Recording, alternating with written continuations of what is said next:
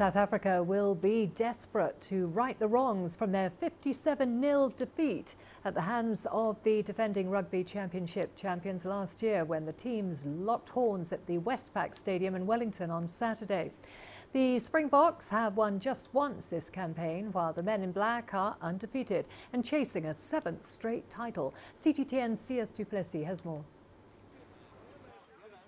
The South African national coach, Rassie Erasmus, is attempting to lift the spirits of his chargers, who are low on confidence after the defeat to Australia last weekend. And he's picked players he feels can end their long wait for a victory over their traditional rivals on Kiwi soil. Andre Pollard returns to fly-off, Malcolm Marx slots into the front row, while Lukhanyo is back in the number 13 jersey for what is a tall order for the men in green and gold. But I think more than anything, the biggest change is going to have to come in the minds of the Springboks. They need to start believing that they can win. You don't go to New Zealand to play the All Blacks and start doubting yourself, because once that happens, you're in a hiding to know.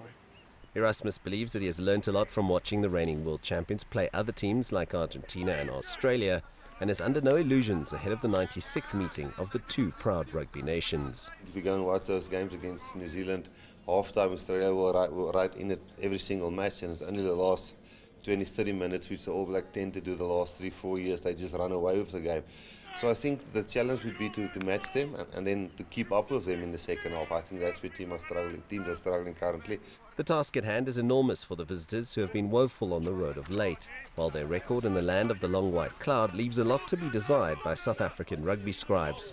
I don't see the Springboks winning. I don't see them, they can probably put up a good performance, and that would be purely down to heart. But when you look at it, just the brutal facts that are in front of you, the All Blacks are miles away from the Springboks. And to win there, it takes almost a miracle.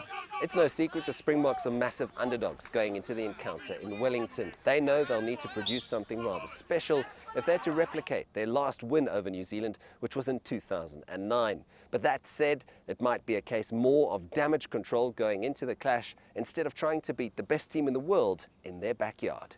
Sias du Plessis, CGTN, Pretoria.